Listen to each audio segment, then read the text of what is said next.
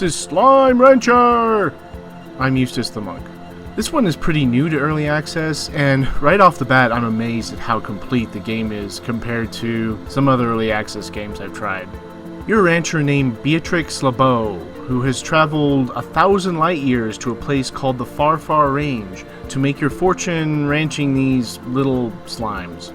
The equipment you use to accomplish this is a device that I think is best described by Steam curator, builders, managers, and commanders. They called it a child of a vacuum cleaner and a t-shirt cannon, which is really what it is. You suck up objects with the right click and you fire them with the left mouse click. Slimes, fruits, veggies, chickens, you suck and blow everything. Your ranch is nothing but an empty field to start with, and you spend your hard-earned money building slime cages, gardens, chicken coops, all kinds of different things. And how do you get this money? Oh, funny you should ask. Well, when a slime eats, it produces a little blob called a plort. And you sell these plorts in the plort market, conveniently enough, just by firing the plorts into this aperture here. So, essentially, you collect up slime poop for money and sell it. Yeah. And of course, the more exotic types of slimes render higher priced slime poop, because why wouldn't they?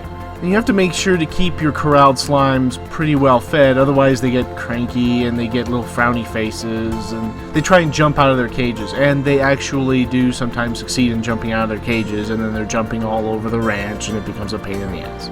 So keep the slimes fed. And see these little kitty cat slimes? There's a good example. The little kitty cat slimes are unhappy. Then I feed them some chickens and they become happy again. And they give me the kitty cat slime plorts, which are actually pretty lucrative. I never thought that cat shit would actually sell for anything or be worth it to anybody, but you know, who knows what the economy of the Far Far Range is actually based on. So there's that. Some of the slimes are actually dangerous. These rock slimes roll into you and they'll knock you around, so collecting their plorts is actually kind of dodgy. All the slime species have different diets, so you have to set up different gardens and chicken coops to feed them the food that they want. For example, the kitty cat slimes, they only eat meat, so you have to feed them chickens and things. These rock slimes over here, they only eat plants, and the pink slimes will eat anything. They're kind of gross.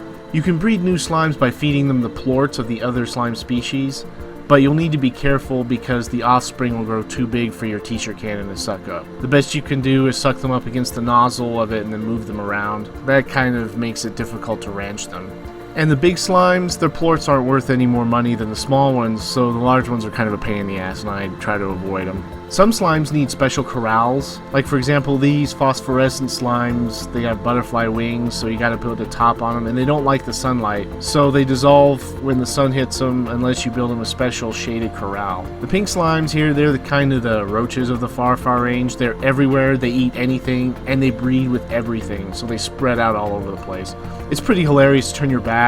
For a second you'll turn around and see there's all these big crossbred slimes around and dozens of pink slimes where there were none before, and it's like, oh jeez. You can also do kind of mean things to the slimes, like you can fire them 200 feet into the air and listen to them say ouch as they land. It's fucking hilarious. There's a lot of upgrades to buy for Beatrix too. You can get her a jetpack or bigger tanks for the t-shirt cannon, a larger health bar, all that kind of thing. There seems to be a lot of exploring to do. The Far Far Range is pretty big, and there's a number of secrets to find. I think there's teleport pads even, which it needs because the place is really huge and you'll spend half your day walking around. I have reason to believe this because there's this thing here on the ranch that just sits there, and I've found other big slimes sitting on similar pads out in the world, but I haven't been able to figure out how to move them off the damn pad so I can activate it. Overall though, I'm having a blast with Slime Rancher. It's a very happy game. The slimes chirp and grin at you all the time. The art style is very whimsical. The game seems very complete at this stage. I haven't met any bugs or any crashes at all. The only complaint that I have, and frankly it's just nitpicking, is that there could be a larger area with more content, but that seems on the way anyhow.